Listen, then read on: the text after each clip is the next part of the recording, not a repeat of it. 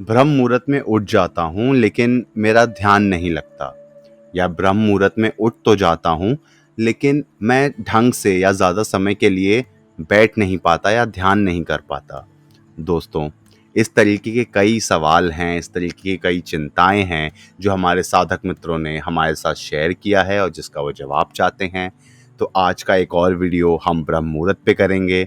अगर आप ब्रह्म मुहूर्त के बारे में और जानना चाहते हैं या फिर आप ब्रह्म मुहूर्त के बारे में बहुत स्टार्टिंग से जानना चाहते हैं तो इससे पहले भी हमारे कई वीडियोस हैं इस पे, उसका लिंक आपको नीचे कमेंट बॉक्स में मिल जाएगा।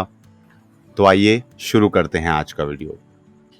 मेडिटेशन मिस्ट्रीज में आप सभी का स्वागत है। दोस्तों, ब्रह्म मुहूर्त में जो सबसे मुश्किल कार्य होता है या फिर जो सबसे इनिशियल कार्य होता है वो कुछ होता है कि जब सुबह उठना है आपको, आपकी नींद तब नहीं खुलती। हमारे कई साधक मित्रों ने जिन्होंने बहुत शुरू में ये ब्रह्म मुहूर्त पे उठना चालू किया था तो उनकी कई बार हमें इस तरीके की कंप्लेन आती थी कि वो कभी भी समय पे उठ नहीं पाते। वो कोशिश करते हैं, वो अलार्म लगाते हैं, पर उसके बावजूद भी वो समय पे उठ नहीं पाते। और किस तरीके से अगर वो ज़ोर ज़बरदस्ती से उठ भी जाते थे तो वो जैसे ही आसन में बैठते थे उनके शरीर में इतना आलस या उनके शरीर में इतनी नींद होती थी कि वो बिल्कुल भी ध्यान नहीं कर पाते थे, क्योंकि उनकी प्रैक्टिस भी नहीं होती थी। तो दोस्तों, इससे बाहर निकलने का या इससे ऊपर उठने का एक ही उपाय है, वो है प्रैक्टिस। अगर आप ये सोचें कि आप पहले दिन ही उठें, पहले दिन ही ध्यान करें और आपका ध्यान लग जाएगा, तो ये नहीं होने वाला। आपको समय लगना ही है। ये एक प्रोसेस है।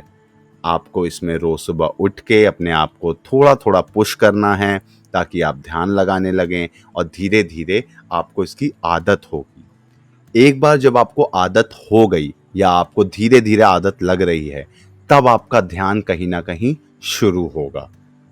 तो दोस्तों, आपको ध्यान करने के लिए क्या करना है? तो ध्यान करने के लिए आपको जो आसन है वो व्रज आसन में बैठना है। जिस तरीके से आप स्क्रीन पे भी देख सकते हैं कि जिस तरीके से दोनों पैर अंदर की तरफ फोल्ड करके अपनी पीठ को सीधा रखते हुए आपको बैठ जाना है, इसी को व्रजासन कहते हैं। और अपने दोनों हाथों को घुटने पे रख लेना है। दोस्तों, ये आसन दिखने में तो काफ़ी आसान दिखता है, परंतु आप इस पे ज़्यादा देर तक नहीं बैठ पाएंगे।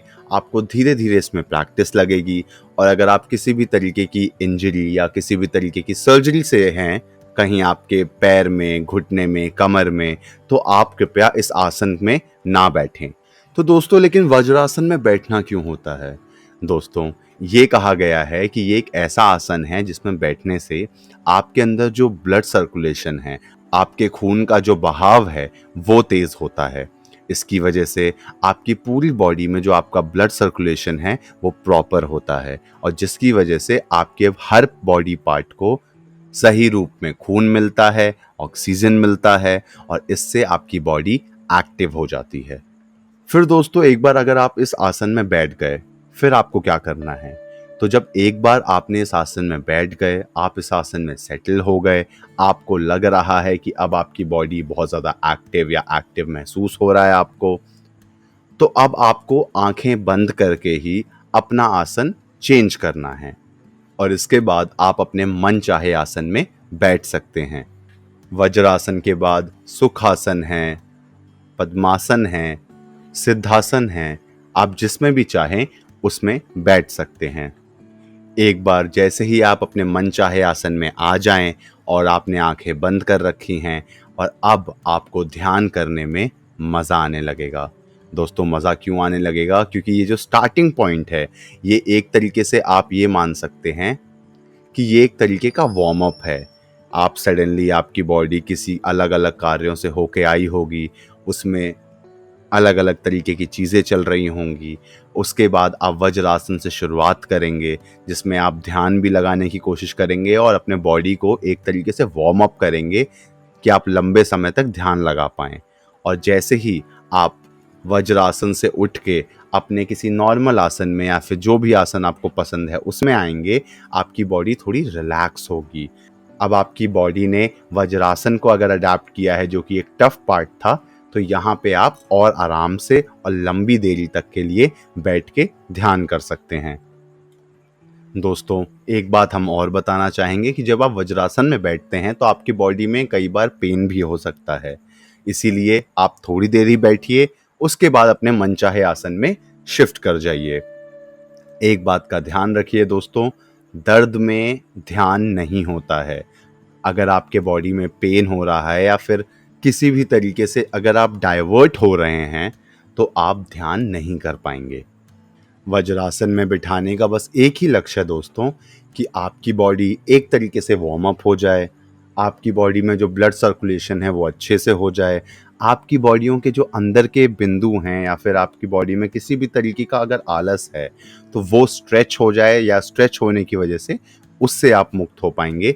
और आपका ध्यान जैसे ही आप अपने आसन में चेंज करेंगे, आपका ध्यान सही लगने लगेगा और आपका ध्यान लंबी देरी के लिए लगेगा। आज के लिए बस इतना ही दोस्तों। अगर आपके आसनों से रिलेटेड कोई भी सवाल हैं तो आप नीचे कमेंट बॉक्स में हमसे पूछ सकते हैं। हम उसके लिए अलग से वीडियोस भी आपके लिए लाएंगे। आशा है आपको आज का वीडियो पसंद आया हो। आगे भी हम आपके लिए इसी तरीके से ज्ञानवर्धक वीडियोस लाते रहेंगे।